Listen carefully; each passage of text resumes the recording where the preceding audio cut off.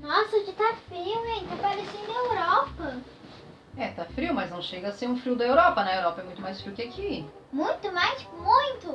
Dependendo do lugar da Europa, sim, principalmente nas regiões polares, o clima é muito frio. Lá na Noruega, na Islândia, na Suécia, o verão deles é menos 15, menos 20 graus abaixo de zero. Nossa temperatura aqui ainda tá bem tranquila. Falando nisso, o assunto do nono ano é a Europa, aspectos físicos. Bora lá assistir? Vamos lá então!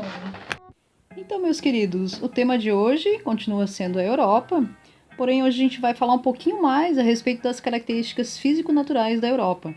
E também com relação à ocupação humana, né? O uso da terra e a ocupação humana nesse continente. Bora lá?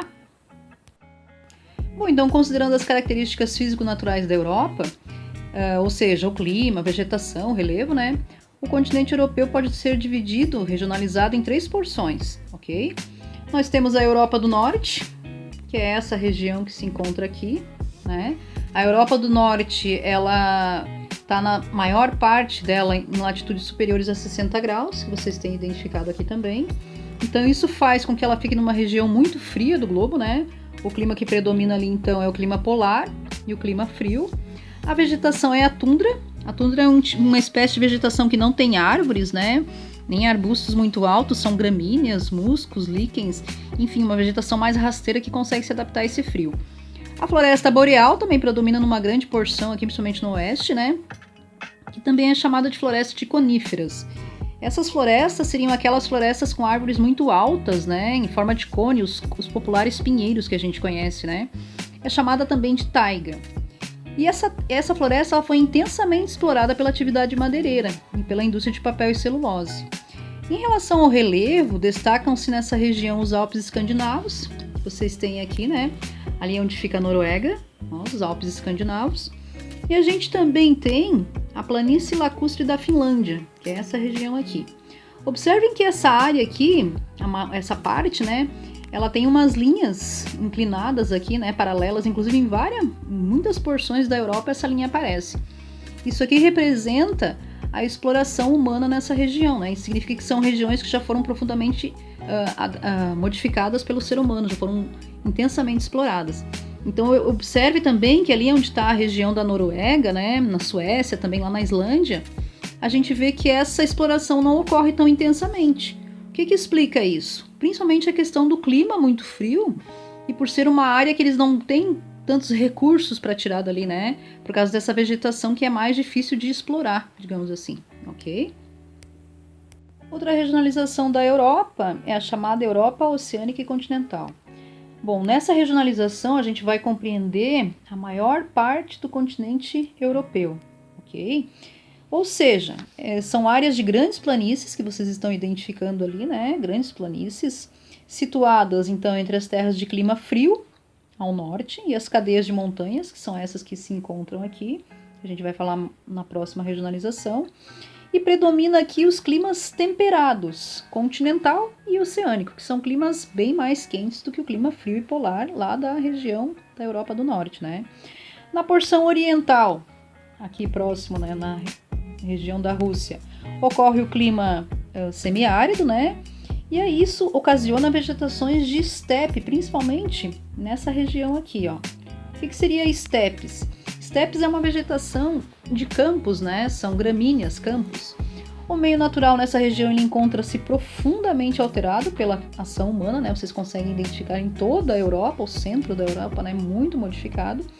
E também justificando já, né, essa mudança, é a região onde ficam as principais capitais, por exemplo, Londres, a gente tem Berlim, né, a gente tem Paris, a gente tem também Moscou aqui na Rússia, enfim.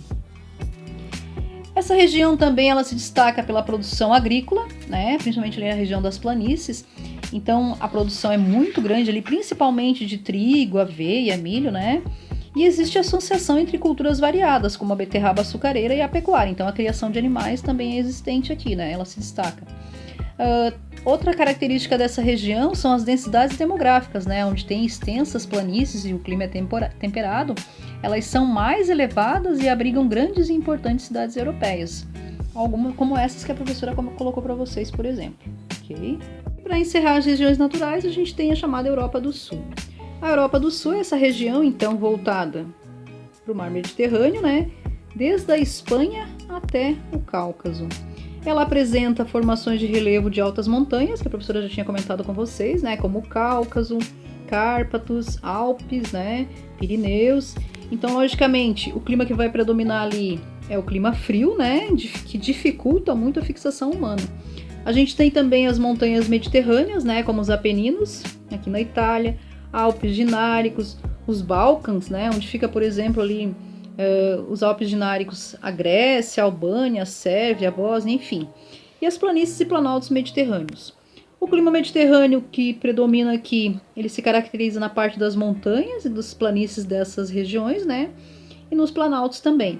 Ele é um clima bem mais quente do que no restante do continente, né? E ele sofre a questão da maritimidade, né? Por estar próximo ao mar. Nessa área também localizam-se importantes cidades como Lisboa, Madrid, Marselha e Milão. E outra coisa de destaque dessa região aqui é a agricultura, né? A agricultura mediterrânea, em que se destacam a produção de tabaco, de uva, azeitona, frutas cítricas e a criação de gado. A mecanização na colheita aqui ela é muito grande, né? Existe uma grande automação no campo também.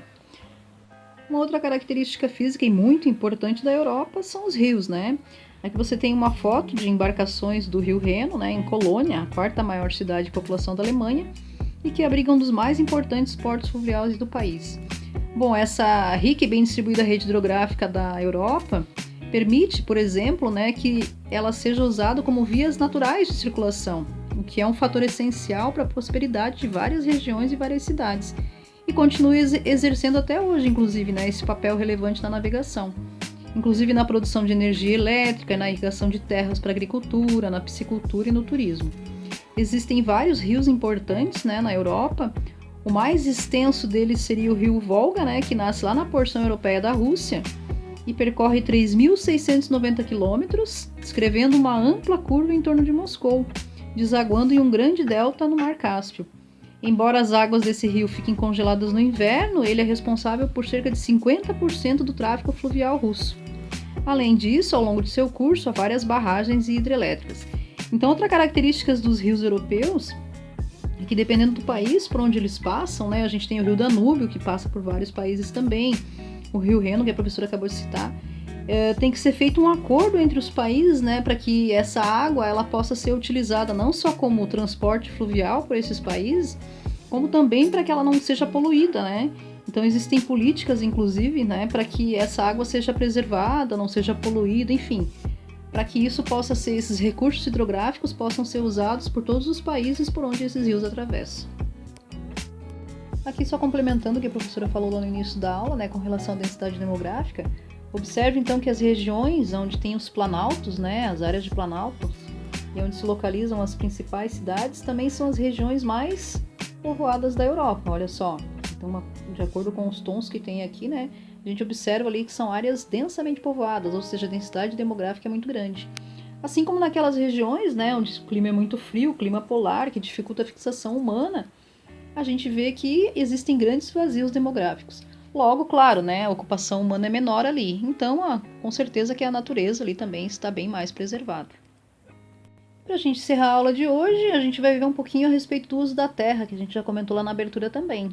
A gente tem então aqui, de acordo com a legenda, aquela parte lá na região polar, são terras improdutivas, né, e formadas por grandes florestas. A parte que vocês têm ali em verde mais claro, a ocupação da terra se caracteriza principalmente pela criação de gado, e a parte em amarelo, além da criação de gado, as culturas também que a gente comentou, né? Inclusive a parte em laranja, trigo, milho, aveia, etc. E a parte que se encontra em vermelho, ali no clima mediterrâneo, esse clima mais seco, mais quente, a agricultura mediterrânea, né? Com frutas, oliveira, arroz e etc. Bom, então era isso. Eu espero que vocês tenham entendido, que tenha ajudado um pouco essa explicação. É claro que vocês precisam ler os textos, né? Para complementar aquilo que a professora não falou.